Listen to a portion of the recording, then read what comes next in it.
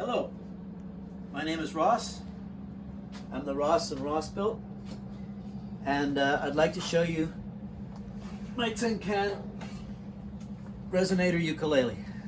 I have built thousands of these instruments over the years, and the three questions I am asked the most concerning the instruments that I build, which are all metal stringed instruments, is number one, are they made out of garbage? Number two, are they playable? Number three, how long does it take to make just one? Well, I can answer two of those three questions. No, they're not made out of garbage.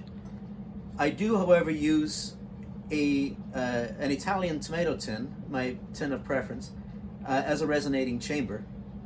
The rest of it, and a paint can lid as a cover guard.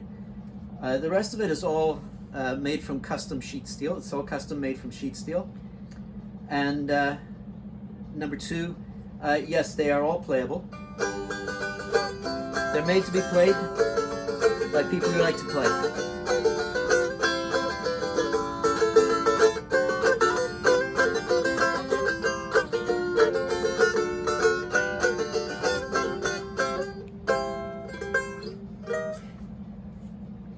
Number three, how long does it take to make just one?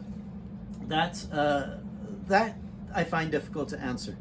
So instead of having to come up with a number, I'd like to show you. I'd like to show you how I build these instruments, and through a series of videos, headstock, steel fretboard,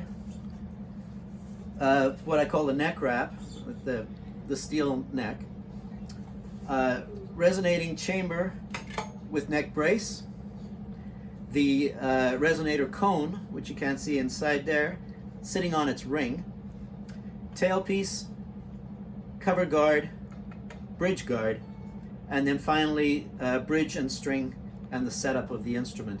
If you hit the subscribe button, I will over time put up a succession of videos that show you exactly how long it takes to make just one. So go ahead, feel free to subscribe, and I'll see you later.